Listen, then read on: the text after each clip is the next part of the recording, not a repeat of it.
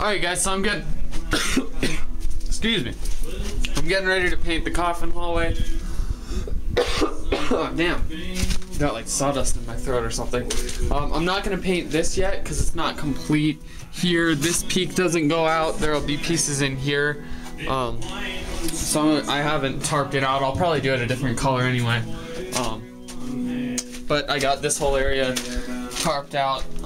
Tarps mainly because I'm going to be painting the ceiling too. So, and I mixed up.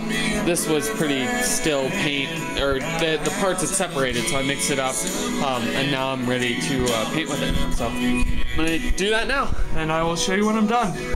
Alright guys, so I don't know why I didn't film until now, but I already painted and then paint washed it. So so here's the look. Went with the green. I think it's looking really cool. I didn't have enough spray paint to do this part, and I'm still not sure if I want to do something a little bit different with it, and plus it's not completely finished out. But as you can see, I did end up painting it because I just had some paint left in the tray, so I figured why not just paint it. This is looking really good. You can see like the ceiling boards. So what I did with the ceiling was because obviously you can't have the drips, so well, let me explain what I did on the wall first, just for those of you that don't know how I paint wash. I use spray paint, and so what I did was I wet it down with a spray bottle. Get the wall wet beforehand is very important, otherwise you just leave a splotch. And then spray along the top, or anywhere like here. I had the whole, anywhere where you want to have paint dripping from, so like the sides here on the coffin, I did that. Spray it with water and then hit it with the spray paint, and then hit it again with the water to get the drips. On the ceiling I just did a light coat of the spray paint, but I did use the water too, so it looks wet too, because you can see like the circles there, that's all from the water. So alright, so there's the look of this. This is really nice, and that's gonna be it for today guys, so I will see you later. In here, I'll try and give a nice slow walkthrough. So Twisted Faces asked a comment.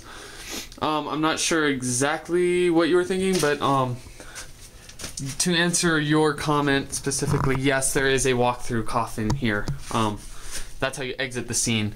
Because he was asking, he thought it was the whole, what I was referring to, at least the way I read the comment, was he was thinking the whole scene was going to be a walk-through coffin like this, a la 13th Gate, which is where the inspiration came from for this. But there's obviously this portion of the scene too, and then a shorter walk-through exit coffin. But yeah, okay. So right now, I think if I can find some fishing line, I'm gonna string it across and test out the cobweb gun, which I'm super excited about. But the fishing line is just to give it something to initially cling on to. I've heard makes it better, so I'll see what I can do. So, alright, I'll show you guys that. Alright guys, so now I'm gonna call it a night. But I got some cobwebbing done. It didn't turn out great. I think just because it was my first time using it. But as you can see, kind of going in here, it's hard to show on camera. It's just a subtle thing, but I think if people touch it, it's gonna be a lot better. Rest assured, there's a decent layer, at least in there and in the two non-walkthrough coffins. And then over in here, I put some hooks in this thing so I could start hanging stuff. And then here I wired that in, and there I wired that in just because they're somewhat dangerous if someone were to get a hold of them. So that's secure.